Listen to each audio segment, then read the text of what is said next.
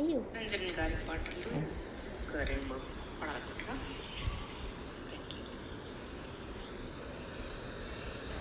మెరుపులు పువ్వుల దండగా, మబ్బులు మెత్తని దిండుగా, గగనము వెచ్చని శ్రేయగా.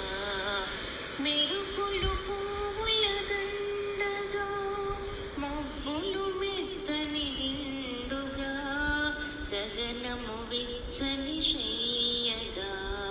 హాయిగా నుందువె తారక, హాయిగా నుందువె తారక, జాబిలితో